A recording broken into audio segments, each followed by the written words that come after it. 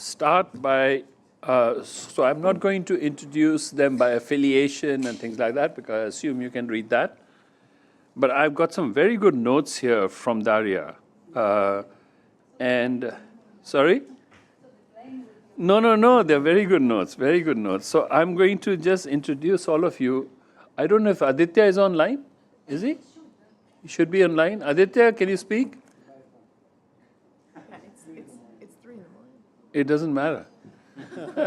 You better be online. Where is he? Aaditya? Okay. Anyway, he'll probably come on. Okay, so I'm going to really briefly introduce them. So Emily Blanchard, who has shown rigorously that once your firms are inside or part of GVCs, protectionism becomes a form of self-harm. According to my notes, if policymakers understood her work, half of this year's tariff announcements wouldn't exist. Okay. The second is Caroline Freund. She's the co-author of the WDR and one of the economists who predicted that supply chains would bend but not break. So she will tell us perhaps today whether the current industrial policy wave is overreaction or is it just late. Okay? And then we have Anabel Gonzalez, who actually built the bank's original GVC agenda, and she pushed it operationally. And this was long before friendshoring and de-risking entered our vocabulary. Without her, by the way, the World Bank Group would still be talking about customs reforms instead of production networks and GVCs and things like that. Then we have Robert Koopman, whose value-added decomposition changed how we measure trade. If you've ever said foreign content or double counting, you are quoting his intellectual lineage. Okay? Then we have Phil Levy, who brings the firm's perspective and the data to back it. Not opinions, but actual container movements, actual delays, actual rerouting. So he is here to tell us whether the rhetoric of fragility matches reality or not. And then Aaditya, Mattoo, who has joined us just in time, who has written more clearly than anyone on services, rules, and cooperation, and who now faces the question, what rules survive in a world where governments increasingly play by none? Okay? So I'm going to ask our panel to respond to 3 questions, but any other things that they want to say, because it's the end of the day, and I think they're entitled to talk about whatever they want. So one, is trade-led growth still the fastest ladder for poor countries? That's the first question. The second one is, have GVCs become more resilient? Because what doesn't kill you makes you stronger, right? Or have they just merely become more expensive and more politicized? And then the third question, a very blunt one actually, is do poorer developing economies, especially the small economies, do they now face a global economy that is actually built for the interest of others? Okay. So who wants to go first? Should I start with Emily? You want to go first, Emily? Why not? I feel like I've been cold called. I teach at a business school, so that's fair play. It's a privilege to be here and in a Gust company, and I'm a little shocked to find myself in a Gust company like this. I still figure I'm quite new at these questions. You've asked 3 questions. I'm not going to speak to all 3, though I'm happy if we get there. I think it kind of makes sense to let this evolve and flow. It's totally up to you. Speak about whatever you want to speak about. Well, has anybody seen Game of Thrones? No, I'm kidding. So you asked, is trade-led growth the fastest ladder to growth? or still the fastest ladder to growth. This actually comes to a theme that we've heard a few times today about the importance of agility.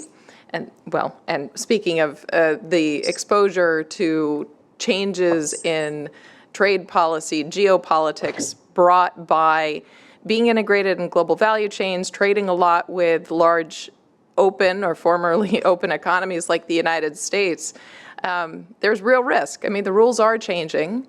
Some countries today, the focus is on the United States, rightly so, have really pulled back from globalization. And so there's a good reason to worry that those economic ladders through trade linkages may not be as fruitful, and they're certainly not as low risk as maybe they were in the past. But on the flip side, the greatest still investment that countries can make in their economic growth, I think, remains investment in human capital. And this one, today more than ever, makes sense. Going back to Penny's comments at the beginning of the conference about how we want to think about global value chains and global trade networks that can bend, not break. Let's think about how individual economies and individuals in economies can bend, not break. It's about being resilient. It's about being able to pivot and respond to changes in the global economy, changes in the value of work. Technology certainly ranks here, whether it's automation of physical production and manufacturing, or if it's white-collar production and AI and how that's going to displace jobs.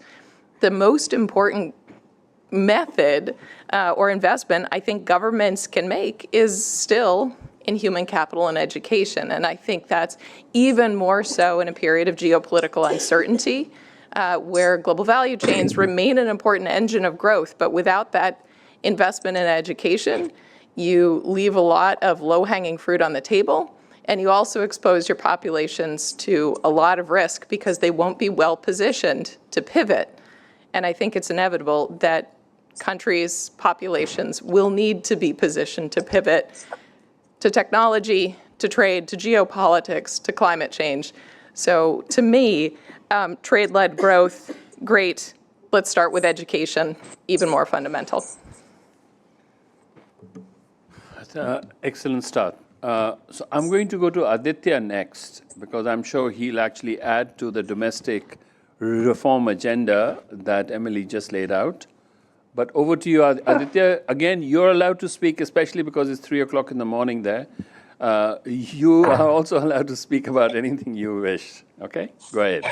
Actually, you brought me in at the right time, because I'm going to carry coal to Newcastle, or Emily's ideas back to her. When she says education is really important, I think she's forgotten her own brilliant paper, which showed that you can't push on a string. You need incentives. And so, you're not going to create education unless you create opportunities. And I think this is a theme that in the meet you've seen in the work that with Alessandro Baratieri we have developed on the services sector. And I think a big problem right now is countries are falling into trade traps. In Cambodia, people drop out of school because they're making so much money in the garment industry. In Vietnam, people finish school but don't go to university because they make so much money assembling phones. And this is a little bit like David Atkins' famous paper, which showed that the coming of the NAFTA and maquiladoras caused Mexicans to drop out of schools. So I think one big challenge for us, and I think if we think in the meet of development as developing sophisticated skills and being able to do sophisticated things, then to understand how can you break out of these trade traps. And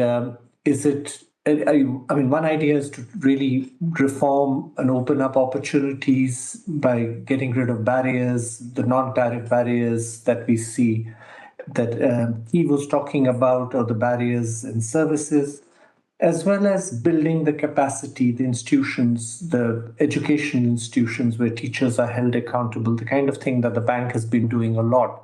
So how these two things can happen in tandem, I think is a big and interesting development question. So if I stop here, maybe I'll come back again on some of the other challenges. So I want to ask you a quick follow-up question because you're in India, Aditya.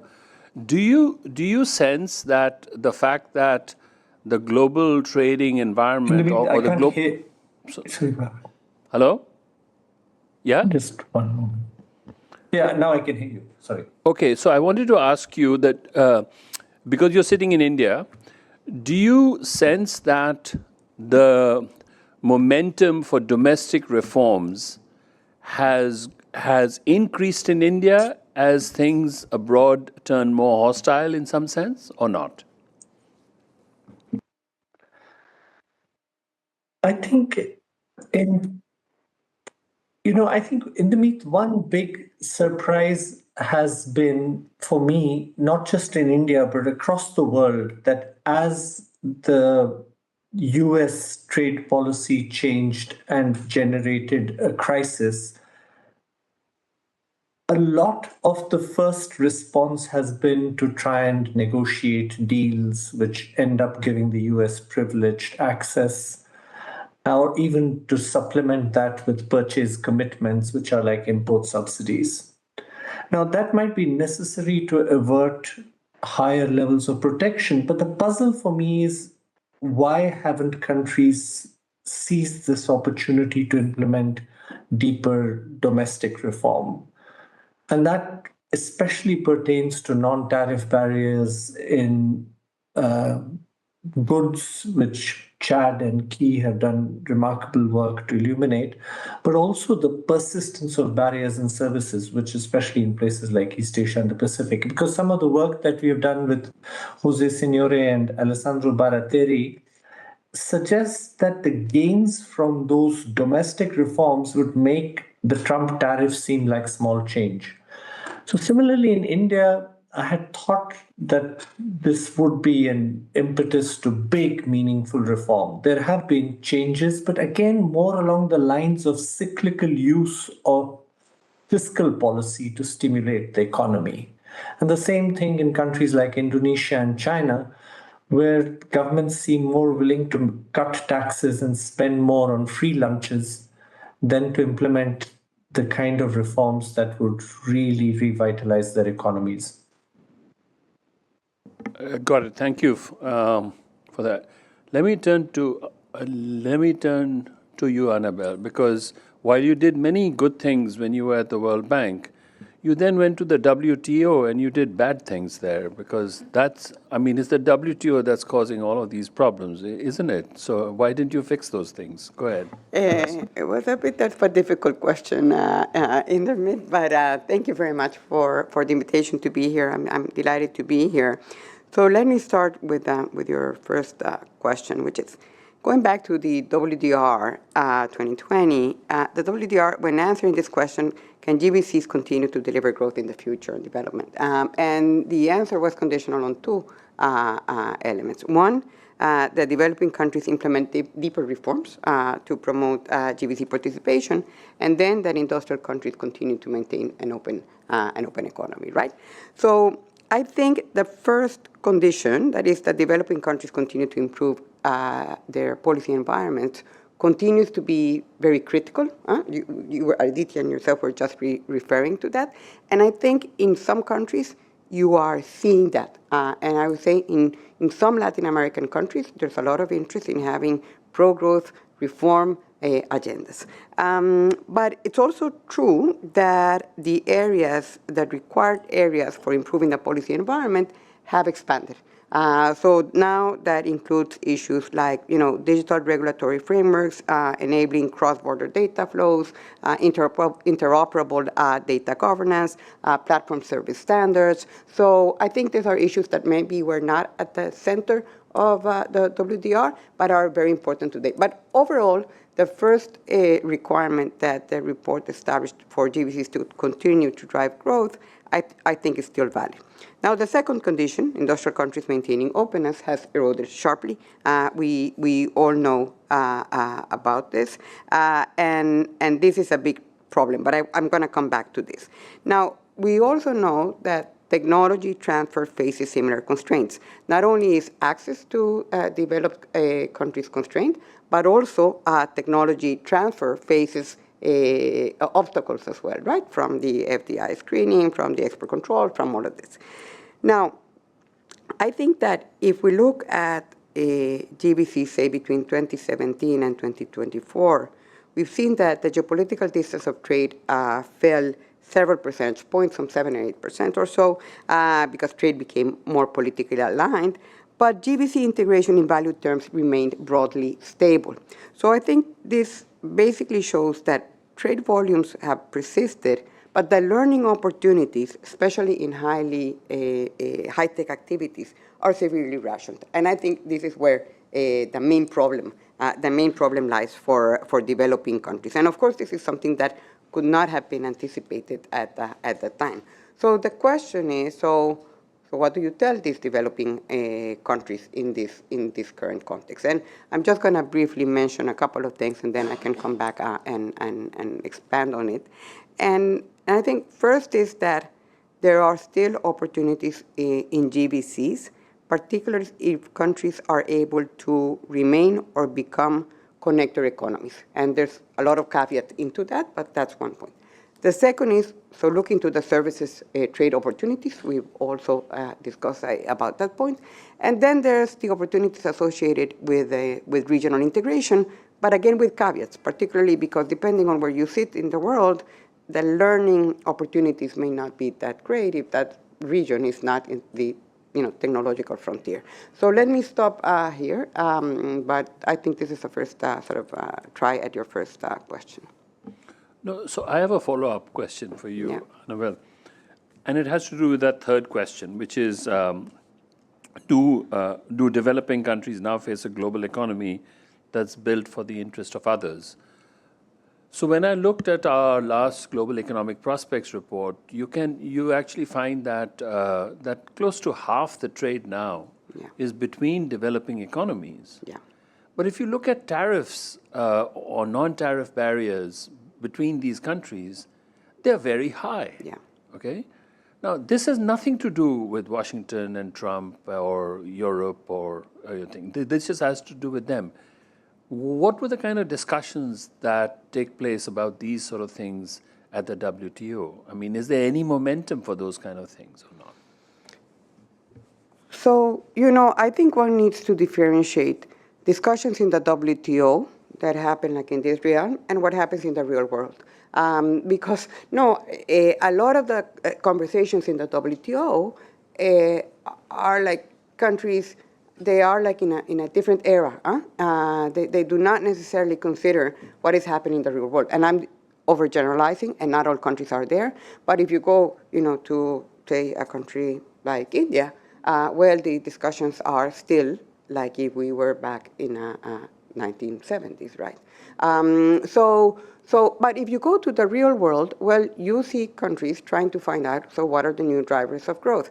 So if you go to countries in South America, say in Argentina or Chile, so they're trying to see, okay, so how do we get into the bandwagon of the critical minerals, of Brazil, the rare earth? How can we not get trapped again in the resource curse? So there are important discussions going on, I think, at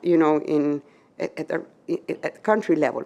I think the WTO is so much, I would say, not captured by all the difficult environment that is being faced, that most countries don't really want to be, they don't want to have, or are not having very open conversations about what's really important for development. Having said that, I need to clarify myself in that in some areas, I do believe that conversation is happening.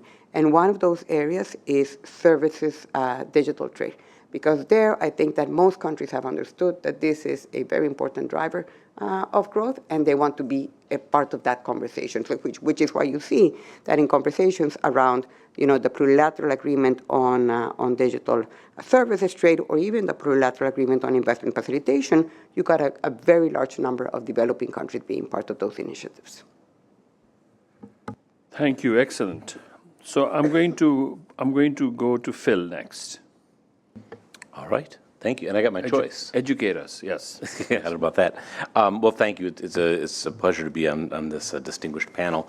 I'm going to take on the question of GVC resilience that you posed. You posed a number of interesting questions, and Penny really laid the groundwork for these discussions very well in her opening talk. With the first question that she raised, which is, how are we discussing this? Because have we really even defined this? What we mean by resilience, that it can mean different things. I'm going to argue that we do need to move towards a clearer sense of what resilience means. But by most standards that would seem reasonable in this, in the wake of the seminal report, global value chains did very well. And I'll sort of take this. So Penny laid out some of the shocks. I'll add a couple to what she said. I would recharacterize the COVID experience once you got past that initial 2020 shock as an enormous demand shock. That if you look at this from looking at U.S. consumption data, for example, you had from the eve of the pandemic, by within a year, consumption of durables in the U.S. was up by over 30%, and then that lasted. And this was actual consumption, right? So these were things that were supplied. It was not just demand went up; that demand was met. So it's an extraordinary expansion of demand. For non-durables, it was just over 10%. Again, sort of hanging out in that sort of 12% range. What were the shocks that were happening then? So there's a demand shock. We had a number of supply shocks. We had the conflict in Ukraine and the sanctions and that came after that. We also have subsequently had the Red Sea blockage and the Suez Canal. You had the Panama Canal inhibited in its functioning for quite a while. And through all of that, the goods were supplied. So I guess I would take this as, and there's a real question when we say, well, but we need resilience. I would argue that we might want to be thinking in terms of elasticities. And there's a conception there, perhaps, which is, well, supply chains will be working well if there's no price change and we can consume as many additional goods or services as we want. So have perfectly elastic supply. That may be a little bit unrealistic as a standard, but it is the kind of thing we might move towards measuring, which is, now, this is largely focusing on demand shocks if you're thinking about supply shocks, but some of those were supply shocks, and the extent to which there was a recovery from those, I thought was really very impressive. So I can't give you a precise answer on sort of is it more resilient or less resilient, but I think it's acquitted itself rather well. Have they? So are we judging these? Are we judging these global value chains and so on with essentially an objective that has come up afterwards, which is, it was basically efficiency or lowest cost kind of where should one produce the most in order to avail of economies of scale, et cetera, those kind of things. But then since COVID and since the U.S.-China rivalry, et cetera, other objectives have now come about, right? So do you think that these global value chains will change to address these multiple objectives now, or have they already started to do that? My experience, and this is, as you said in your introduction, I spent a lot of the last five years working as chief economist at a freight forwarder. So we're talking companies. Is that there's much more sort of a pragmatic thing where it's not so much objectives and goals as what are the constraints and how do you work around those constraints. So and that's often meant that there were disconnects between the policy discussion and what you were seeing with practical implementation. Some of this discussion about just-in-time versus just-in-case inventory, as an example. That sounds great in theory. Guess what? As interest rates go up and warehouse space gets tight, that just-in-case where you're going to have warehouses full of stuff doesn't look as appealing, and businesses turn away from it. And it's the enthusiasm for multi-sourcing and diversification. Okay, but there's significant fixed costs that go with each of these. And how long before some enterprising business school grad comes and says, I figured out a way to get a few percentage points of costs out of your supply chain, and says we can single source on this and costs will go down. So I I think these are often discussions that go past each other. It's a very good question, but as we sort of set out these purposes, what we've had, though, is we've had, I think, the supply chains largely work around this whole series of obstacles. I think there's a great deal of uncertainty now. I think you do have to, at some point, know what the rules and what the terms are under which you will operate. And so I think what we're seeing now is persistent uncertainty and a reluctance to make any sorts of big investments. Caroline, why don't you tell us about the future of trade? The future of trade. Yes. I do want to comment on some of the things that have been said, just to reiterate one of the things Phil said about it being a demand shock.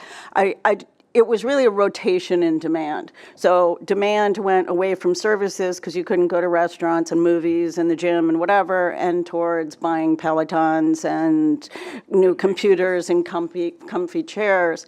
And I mean, we had all those ships sitting at LA port, not because there was a supply problem. I mean, the workers you couldn't hire them quickly enough, but more stuff came in than ever before through those ports. So I think it's, so whether you look at quantities or volumes or values, there was really this demand shock. Just getting to the future, but also for trade and for development, since this is in the World Bank, I do still think trade is the way. And I think one conversation Penny and I always had as we were putting the report together was about, if you are a small country, where's your market going to be? Because it's not going to be at home. And if you can produce something really well, you're not going to have the market for it. So you need to export it and be part of these value chains. So especially thinking if you're a small country, and if you look at the countries that have grown and developed, it's extremely hard to think of any single country that did it without trade. Now, if we look to the future, one thing we haven't talked a lot about today is services. So since I started my career at the Federal Reserve and we began to worry about the U.S. current account deficit all the way back in 2000,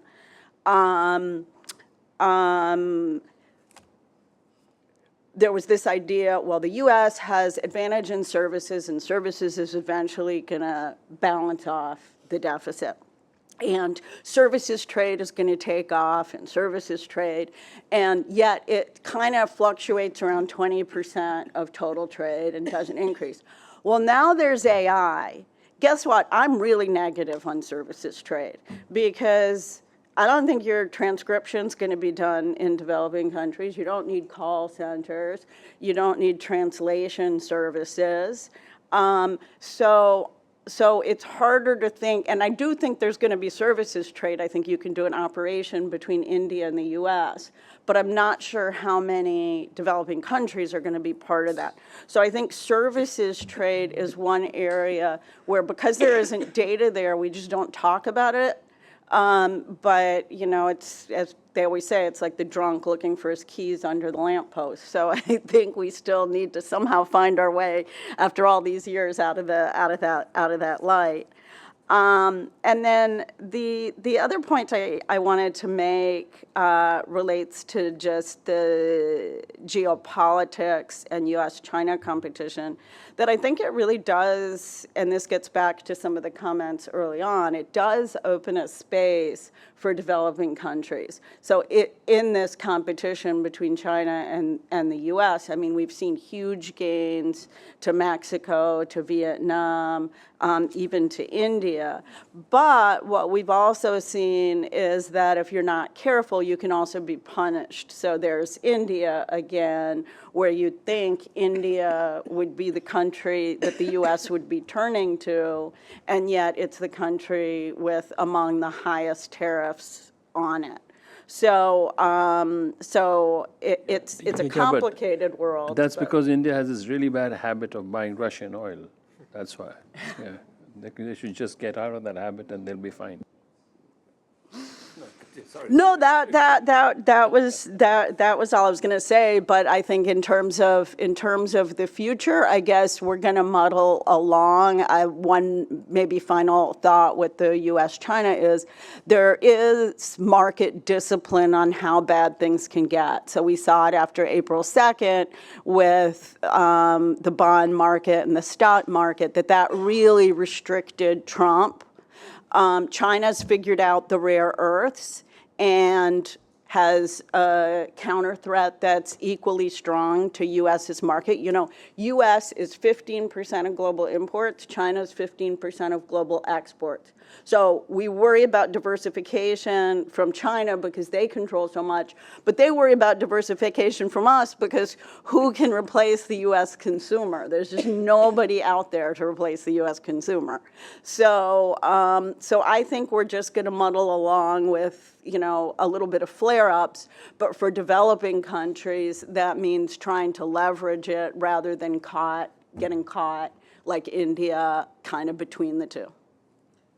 I was actually struck by that fact that essentially the amount of consumption that the U.S. does is about a third of world consumption. So the total consumption in the world is $60 trillion, and the U.S. is about $21 trillion, and China is about $7 trillion. So China's consumption is about 35–40% of its total. The U.S. consumption is 60–70% of its total. So I guess you have China essentially. So China can actually weaponize its supply, and the U.S. can weaponize its demand. Yeah. Robert, over to you.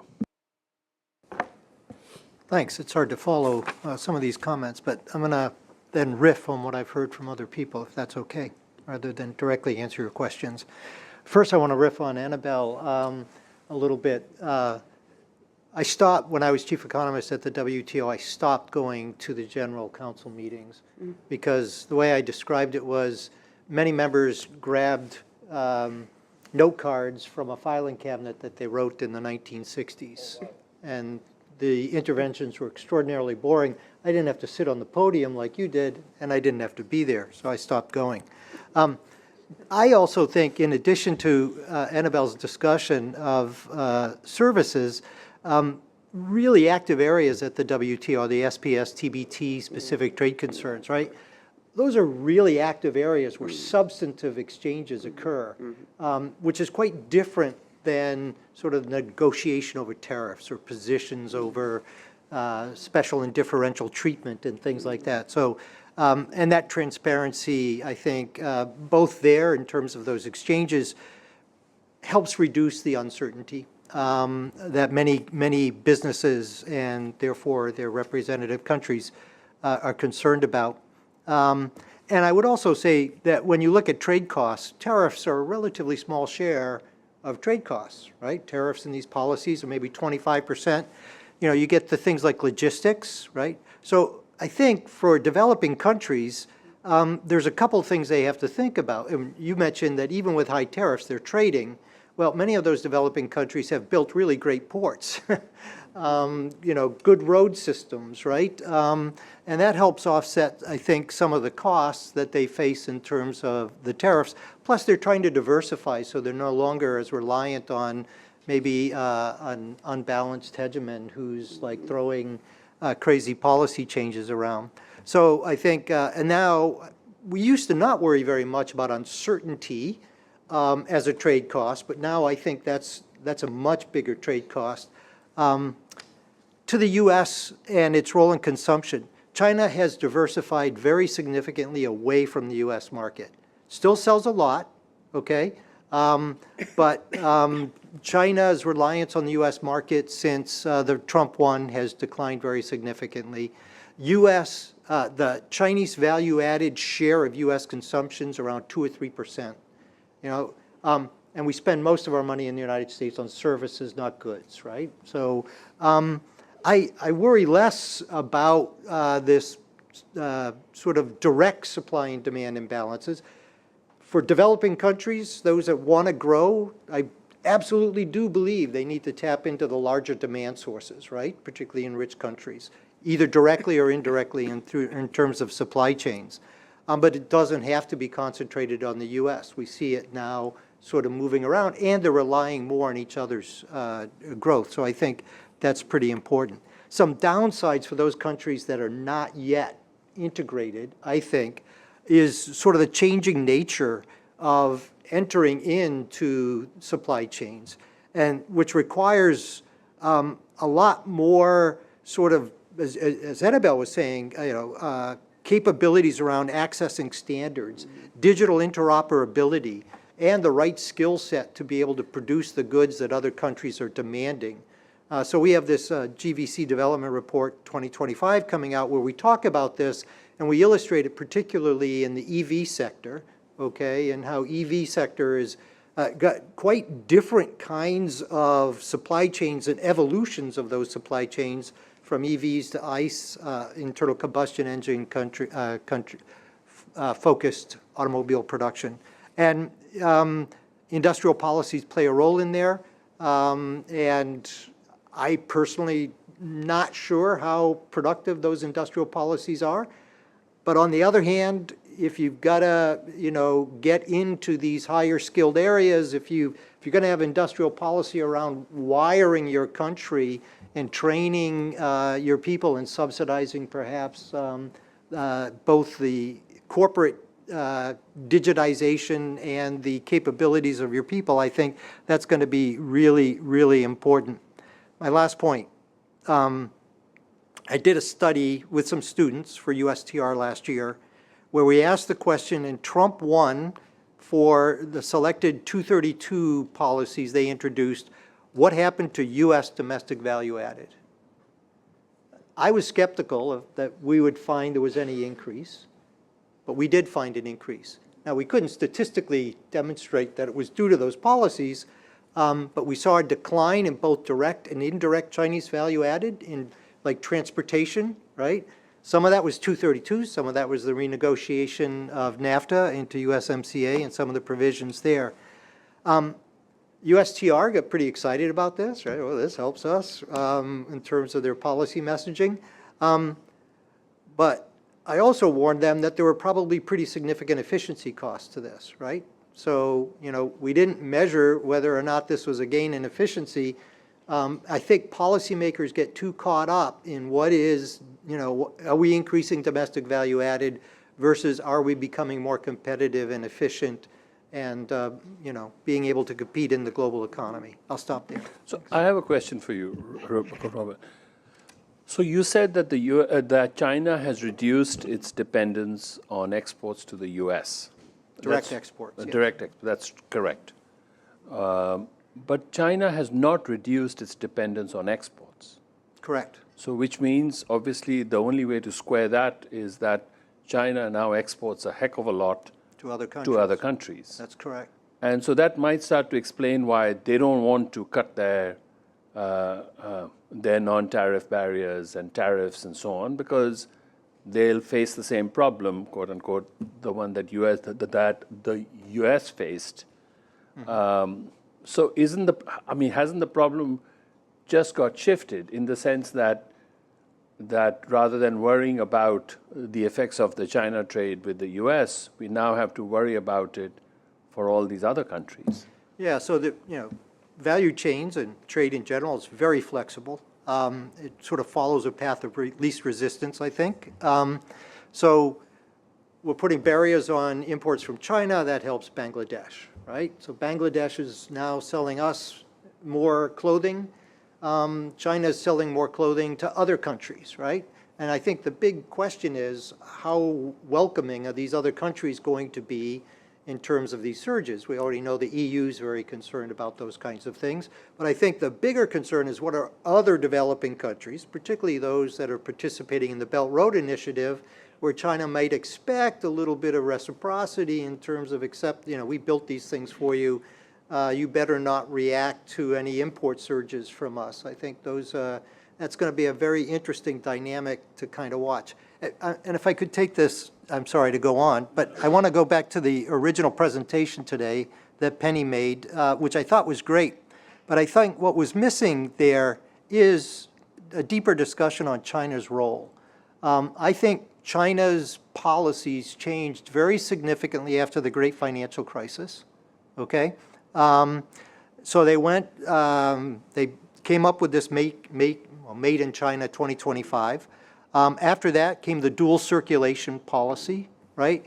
These had very, very big implications, I think, for what was happening in terms of geoeconomics. And I worry that that's not studied enough, that this big trader, its changes in policies, and we're very focused on the Trump changes in policies or the Biden changes in policies, which I care about and we should analyze, but I think we should also need to think very deeply about how this big producer, which has not sort of balanced itself on the supply and demand side, so it continues to be a very big supplier and a pretty small demander, right? So, yeah. Amen. So I thought, so I don't know if Aaditya is still online because he's our chief economist for East Asia, and I know he looks at these questions really carefully, but I don't know if Aaditya is still on line. Yeah, please come on in. Please come on in on this question, Aaditya. And then I'm going to turn to Penny and then to the group overall. Yep. Okay.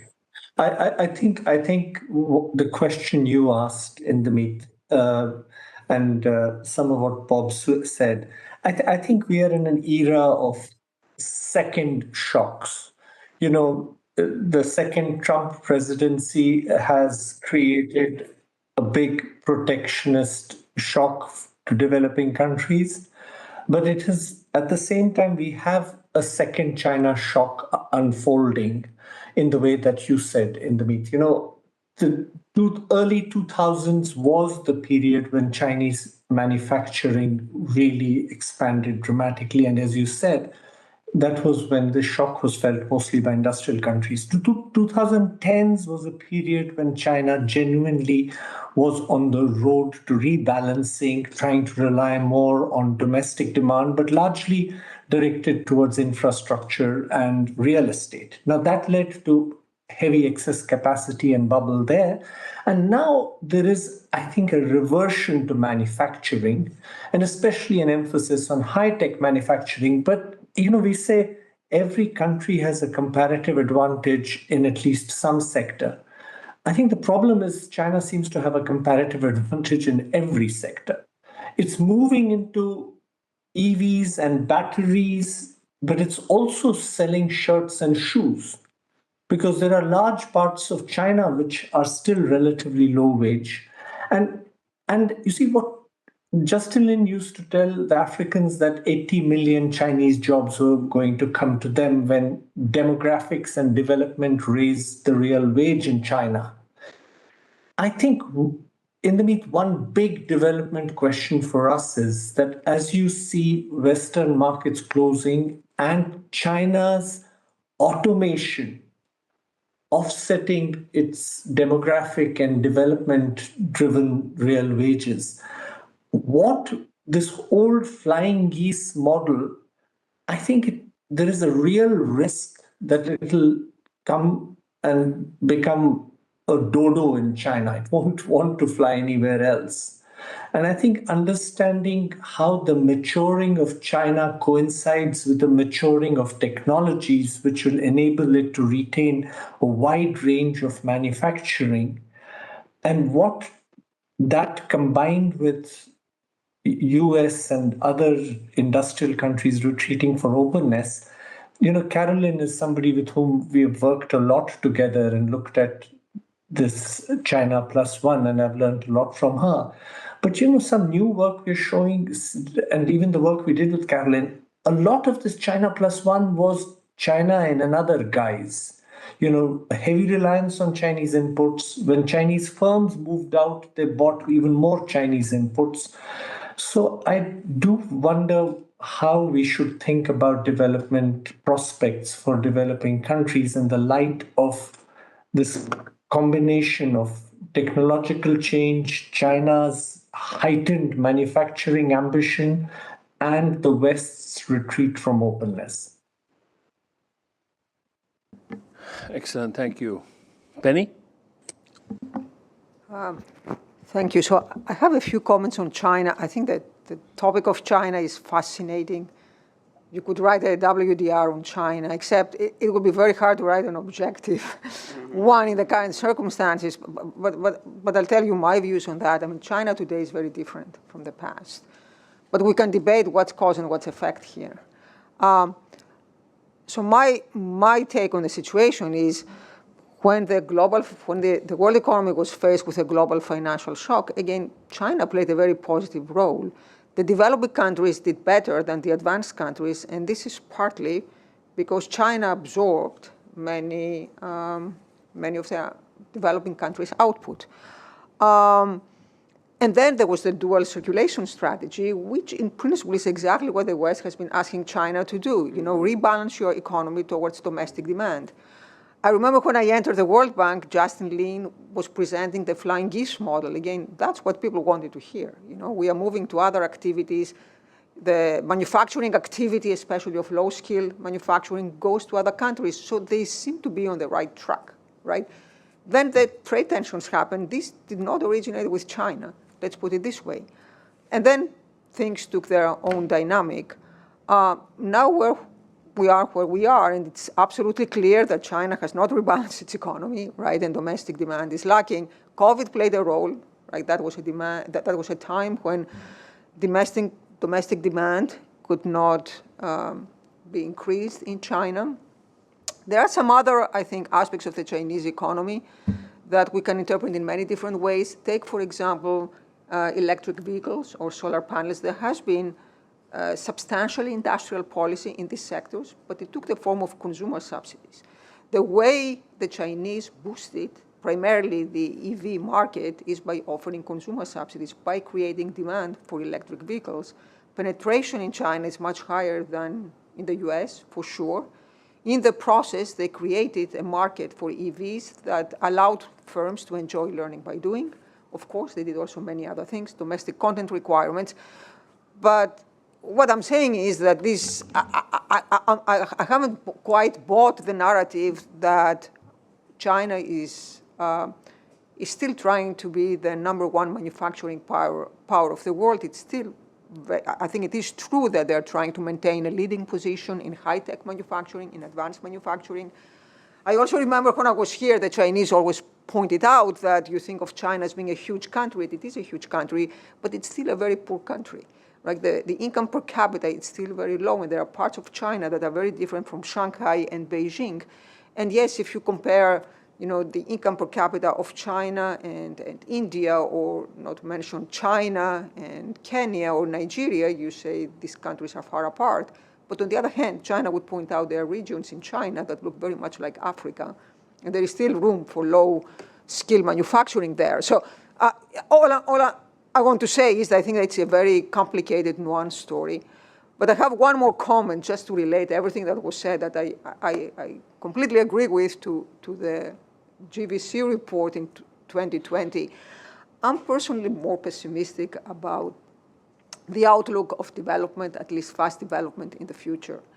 And the reason is the following. I agree that the trade tensions between the US and China are opening up many opportunities for other countries. And I think this is something that a lot of recent work has shown. So Caroline's work with Aaditya and with Michele, my own work, has shown that there were export opportunities for bystander countries. But the key word here is export opportunities, trade opportunities. So they're doing well in terms of trade. And the one thing I personally learned from our work on the GVC report is that the reason global value chains were so powerful for development is because they facilitated knowledge transfer. So it was not just about export revenue. It was not even just about access to big markets, because perhaps, we can get this again, through regional agreements. But it was the fact that countries like the US were willing to share technology, or Germany were willing to share knowledge and technology with Korea, with Vietnam, even with China. and that helped these countries rise from poverty. Now, I think this channel is being shut down now, and it's being shut down because of geopolitics, that if you are worried about national security, not to mention the fact national security seems a valid concern, but if you are fundamentally concerned that every time another country rises, that's worse for me, so the kind of environment that Aaditya described earlier in their paper, that doesn't facilitate knowledge transfer. And this channel is being shut off. So I'm really worried about what this implies for development in the future.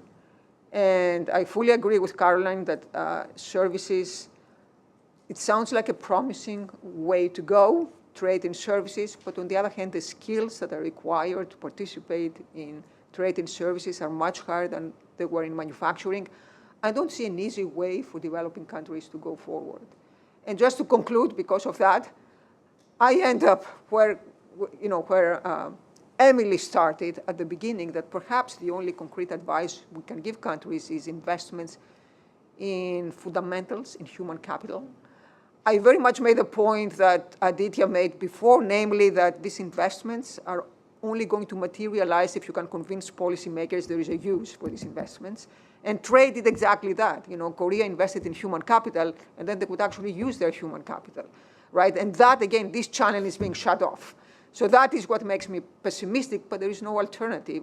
So perhaps the only way to go is tell people, invest in education, try to learn how to be flexible and navigate this environment, because I'm not quite sure what other advice we can give. So almost exactly 8 years to the day, I wrote a blog. I just want to do some self-promotion. So it said, according to Justin Yifu Lin, China is on the verge of graduating from low-skilled manufacturing jobs. That will free up nearly 100 million labor-intensive manufacturing jobs, enough to more than quadruple manufacturing employment in low-income countries. And then he said a thing. And the statement that I have over there was, for the sake of the developing world, I wish this were true. It didn't even come close to happening. You go first, Emily, and then I do want to open it up to the others so they have questions for you. But please, go ahead. I was just going to try and offer a little ray of light, of hope, in response to Penny's stuff. I'll do it in sort of two dimensions, maybe sort of why things might not be quite as bad as they seem in this. First, let me take the technology, which you raised. Because, and I think this is one of the key points that was from the World Development Report, it's firms doing this, and firms don't always have a clear nationality. And I think one of the things we've seen recently, especially if you go to more extreme cases like semiconductors, is actually implementing these restrictions where you're able to segment off knowledge is not an easy thing. And you get faced with some very difficult choices. Are you still able to get the input materials that you were getting from some other country if they can no longer be passed on? Are you segmenting yourself off into such a small market that you don't get to enjoy the returns to scale that you absolutely need to be a competitive operator? So there are challenges, certainly, but I don't know that in general you can say that's shut off necessarily.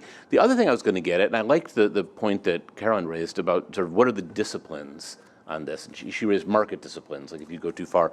I would also toss in a public opinion discipline that we were sort of taking as given that the West has turned away from open markets. There's a version of this where one could say, the public, when you go long enough without having really indulged in protectionism, it starts to look better and better as it recedes in the rearview mirror. And you say, okay, I'm going to have, more domestic value added and, great infant industries and this. And then you try it a little, and then you remember, oh, that's why we didn't do it. Now, I could hypothesize about this, but let me bring some numbers. There's one of my former employers, the Chicago Council, does regular surveys about public opinions about trade. If you compare where people were in the spring of 2024 with the spring of 2025, you went from 35% saying that the U.S. should pursue global free trade to 55%. So, and that was taken a few weeks after Liberation Day. There will be new numbers coming out in a few weeks. One should watch for them from the Chicago Council And I can't preview or say what those are, but there is learning that takes place. There's market disciplines, but there's also political disciplines. And that's one way of interpreting some of the pushes for affordability that you're hearing, especially if these get associated with a public sentiment that actually that's part of what trade brings us is affordable goods. Emily, you go. Okay, I had another ray of hope, very related to Phil's first point. And like Penny, I'm feeling pretty down on these things, but I do think that there's an opportunity for developing countries amid all of this, which is that and it comes back fundamentally. Countries don't trade, firms trade, right? Firms make these decisions. Firms increasingly care about not just what a product is and how much it costs, and not even whether it's the N+1 or N+2 supplier. Firms also care about how things are made. They care about, maybe because of domestic rules, the Uyghur Forced Labor Protection Act, so it could be black letter law, certain practices are prohibited in your supply chain. It could be things like the EU Deforestation Act, which will be a big deal, CBAM, of course, or it's just a firm with a consumer-facing product where consumers, as a luxury of high incomes, care about how things are made. They buy not only a pair of shoes, but the labor and environmental practices that are embedded in the making of those shoes. And so that's an opportunity for countries to not compete head-to-head with the lowest cost supplier. Because, as many have discussed, China remains a very, very powerful, they're just really good at making stuff, right, at very low prices. But countries can choose, or firms, suppliers in countries can choose to make things differently.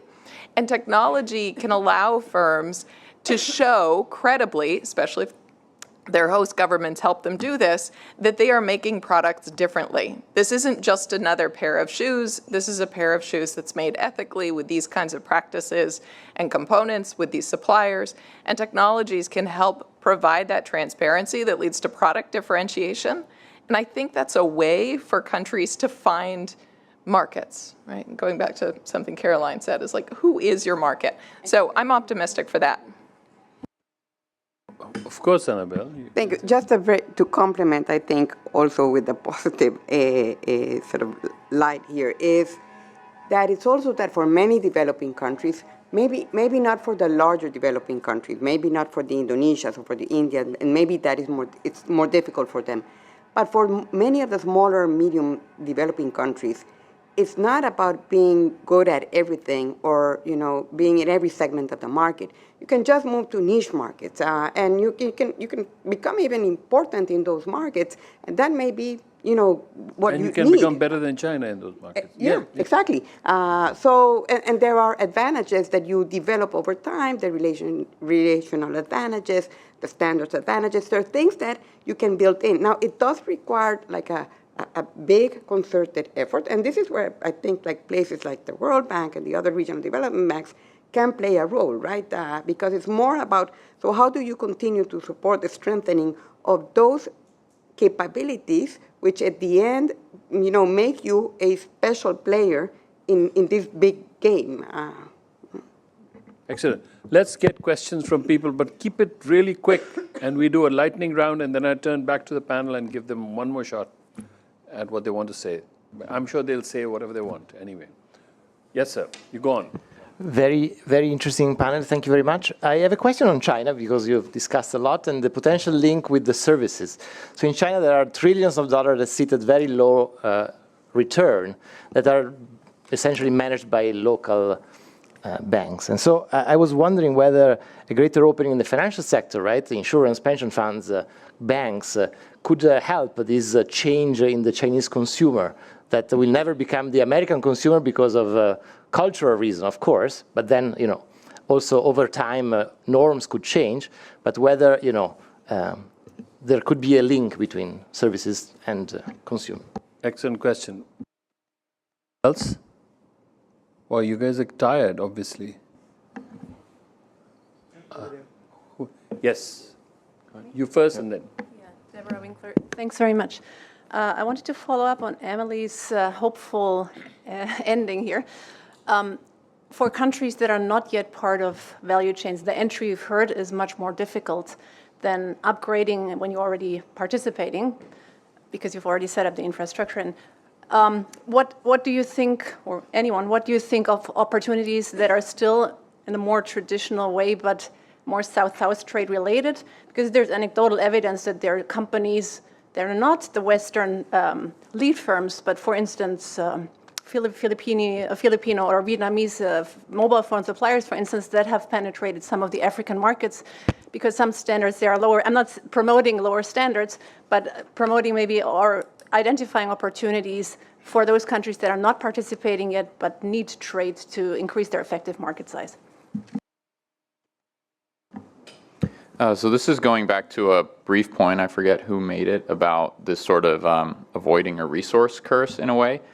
So we've talked about different sectors from the sort of ladder that Penny opened with to services and AI, but in these sort of like rare earth adjacent sectors or mineral adjacent sectors, do you see any opportunities for countries that are very rich in these minerals to sort of use some of that as sort of leverage, trading in a way that access for some of those knowledge spillovers through partnerships or multinationals?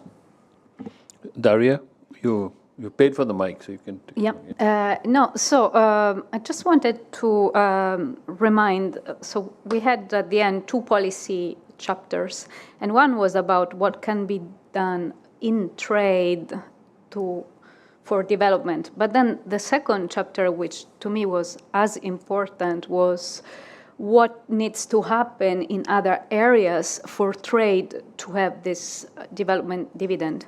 And so we were basically looking at all areas of externalities and say that we need the system of rules that works in those areas. And so as we are thinking still of these firm-to-firm linkages of being important and being able to deliver know-how, I think competition policy becomes even more important than 5 years ago. And I think the small nuance is that I think we have 2 areas where we need to work, and I don't want to minimize your raise of hope, but I think there are 2 areas where we really need to worry. One is the definition of what it is national security has gone into the economic sphere in a way that it was unthinkable 7 years ago. And so perhaps really analyzing and figuring out that expansion is one area where we should be working. The second is the servicification, right? This is, I keep saying, it's not that the word is servicifying per se, it's digitally servicifying. But with that, it comes an increasing ability of firms that are the lead in this digital servicification in extracting rent or value added from that. And so one important channel for developing countries for growing was always reverse engineering, but also the ability to appropriate reverse engineer and do their own variety of things. And this is really more and more precluded as a lot of mechanical items end up into the services sphere. And that's where I hope, for instance, this year, WDR on AI, if we could do a nudge to that area, perhaps would be a nice link. Thanks. After that, I'm going to go to Aaditya first, so he can go to sleep, and then the other panelists, and the last word will be with Penny. Dion. So I never thought I'd sit through a day of a conference on trade, and the concluding message was invest in education. I can only say I wholeheartedly endorse that conclusion and refer you to WDR 2018 as to how to do that.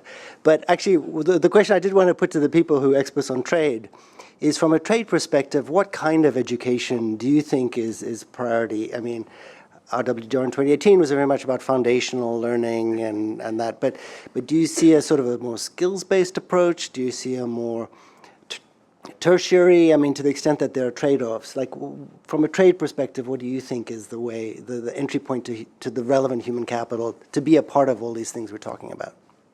Last question, and then Aaditya, clear your throat, so you go next. Yeah. hate to add to sleep deprivation, but just related to the technological spillovers that Penny alluded to, as Chinese firms and multinationals more generally respond to tariffs and reallocate production, partially also to reduce the burden associated with tariffs, what kind of development opportunities could be associated with that? If you could just explore a little bit more if there is something specific about Chinese multinationals specifically in those third country locations. Thank you. Okay, Aaditya, you go 2 minutes. Everybody gets 2 minutes from here on out. I think this has been a great conversation. Thank you very much, Indamit. Just answering Dion's question, I think one of the most important issues for us is to try and understand what skills will be complementary to the new technologies that are emerging. We have work on Vietnam which showed how jobs are being created for certain skills, and lots of people in routine jobs have basically been forced into the informal sector. So I think that question, as is something we try to address in the future jobs report, the services report, but I'm sure is being done much better in the AI report. Because I think the services conversation also, Indamit, you said, containerization has done more to boost goods trade than trade liberalization. And I think digitization is the analog for services. It's done more than all the trade agreements in the world to boost trade. But I think the points that Carolyn and others made, that we don't know precisely how AI will play out. I think there are certainly routine services which will become completely AI-fied, but there are other services which will, like knowledge services, where there might be an egalitarian aspect which will boost productivity in developing countries, and with the persistent difference in salaries and wages could lead to a big boom. You see the capability centers, but as I think Penny said and others said, we need a critical level of skills. And beyond that question, understanding what skills it will, there are foundational skills are weak, even in a region like East Asia. Digital skills are inadequate, and also managerial skills, which seem to matter a lot for firm performance and therefore also the kind of jobs and quality of jobs that are created. So I think understanding what is strictly complementary to the way that technologies will evolve needs to be anticipated, because otherwise there'll be a big shock of displacement. And it's hard to do. And then, Dion, you're the expert on how do we equip people with those skills, not just the new children who are coming out of school, but the large stock of workers who will have in their lifetime to work with these technologies. I think those are, it seems to me, the biggest question that we, especially in our institution. Thank you, Aaditya. Phil? I'll be brief since we've got so many good questions and good thoughts. Let me just turn to Daria's question on how well, it wasn't really a question, but how serious is it that we've got the national security issue linked in there? And I agree that is very serious. That this was always that sort of third rail. Don't go there because once you do, I would note though that I don't know why I'm being optimistic this evening, but I would note that the first, as I recall, the first GATT case having to do with national security stuff was back in the 1970s. So there were people who sort of dallied with this. I think it was about footwear, if I recall, in Scandinavia, but who dallied with this and then at some point said, that's not good, we shouldn't do that. I guess one can be hopeful that we sort of do that same kind of learning in that sense. I assume we're just going down the line? Yes. Okay. So I'm going to answer three at once. So this is a question about critical minerals, about Chinese multinationals, and national security. There's a really important warning here. Yes, absolutely, new technologies of the future, and concerns in much of the world about China's outsized market power in the mining and especially processing of critical minerals does create market opportunities for third countries. But because of national security concerns, if a country develops its domestic mining or processing capability, in partnership with Chinese multinational firms who, let's be clear, lead the technology in this space. They've got the frontier information, so that's your obvious partner. They are very likely to face the foreign entity of concern, the dreaded FIOC designation, and lose market access for now to the United States under at least some provisions, or they lose tax benefits under IRA. I don't think we've seen the end of that. And I think it may not end up being just the United States that starts to prohibit products. So this is exactly the uncomfortable tension that I think countries need to deal with, is how to leverage opportunities without getting into hot water. I can't resist also responding to Dion's really great question. What kind of skills? Trying to guess what kind of technical skills are going to have a higher market demand in the future, or even a steady market demand in the future, seems like a fool's errand. If you'd asked folks around this table 10 years ago, we might have said things like coding, which is just so cute. So maybe we shouldn't try to do that. And instead, loved Aaditya's list, but I would add critical thinking as the most important thing. How do you craft a question, and what are the most important questions to ask? Thanks. Yeah, great, thanks.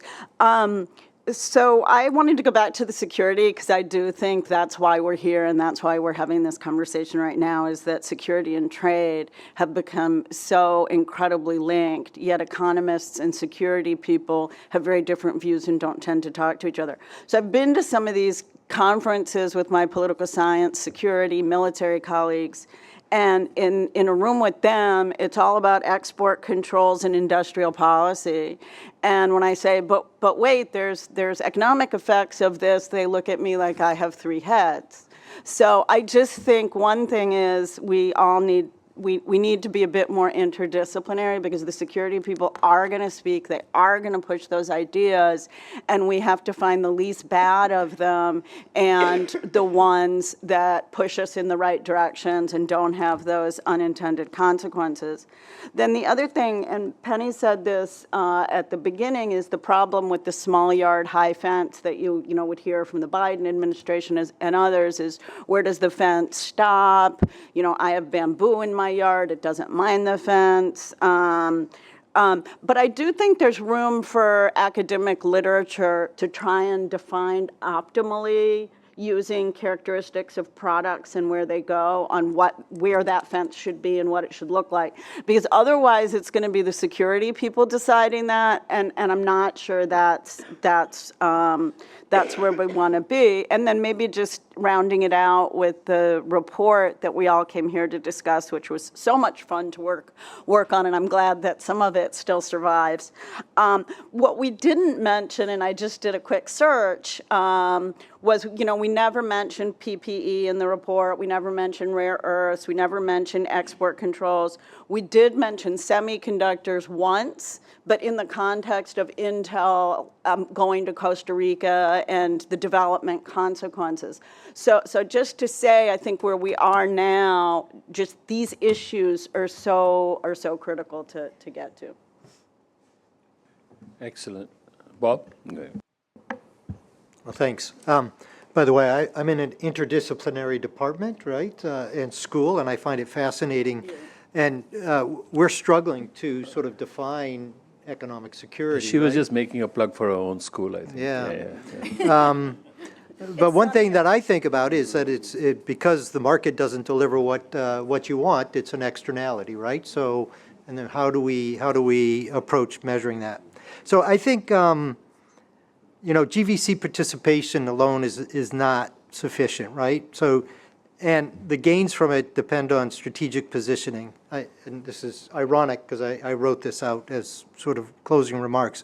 I think, smaller economies should consider regional value chains as stepping stones, but without education systems, vocational training, and innovation ecosystems, the knowledge diffused through GVCs cannot be absorbed. And the ironic thing is that's a dynamic environment, right? Because maybe it's vocational training at first, but then it's higher skilled educational systems. We want to build ships now. We don't have the right people to do the welding. And I remember going to China 20 years ago and seeing a whole bunch of US welders going to China to teach Chinese welders how to weld complex boilers. It was fascinating. So I do think that, countries can position themselves. I do think they need a strategy. That strategy may involve some industrial policies, but I think it's likely to involve investment in education and thinking about it in a dynamic sense. That's a hard thing for policymakers to do, particularly in democracies. So our next policy research report, Bob, is on industrial policy, and we have it almost ready. So you should take a look at it. Yep. See how it compares to my chapter 5 coming out. Oh, no? No worries. No worries. I'm sorry about it. Thank you very much. Penny, you want to say something? Otherwise, I turn it back to Daria with 2 minutes left on the clock. But you go ahead. Well, I have to say it's an enormous privilege to be able to close, although we'll go for dinner, many of us, so we can continue the discussion because these are very big issues.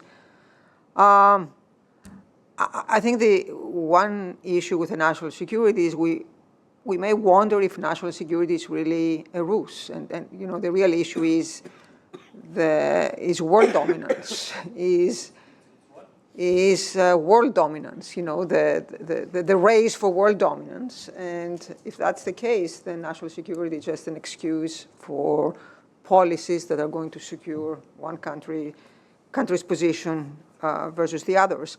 But I just want to conclude, very briefly by linking a lot of the things that were said in the last round to the main message of our report. And one message, I showed you at the beginning of the day my favorite graph. One message of this graph is no country became rich through agricultural trade. So yes, there are opportunities, and countries can find a niche. It can be nickel in Indonesia, it can be coffee. There is a lot of work showing how countries upgraded their coffee production or their cacao production. But no country went up the development ladder doing this. There is the natural resource curse. Again, many countries have had enormous resources, oil, and they're as poor as they used to be. So this is not sufficient. You need to be able to go up the development ladder, which was the reason for my pessimism, because in order, in the quote that Bob gave, in order to go up the development ladder, you need to have certain capabilities and certain skills and certain education, but you also need to be willing to let knowledge flow across borders.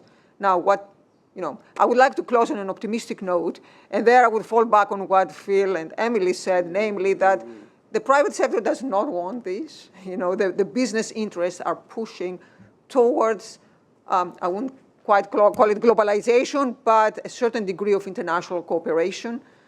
So perhaps what we can hope, the best hope for development is business-friendly governments, as opposed to military-friendly governments. So thank you. I want to give the panel a huge thank you for a superb discussion.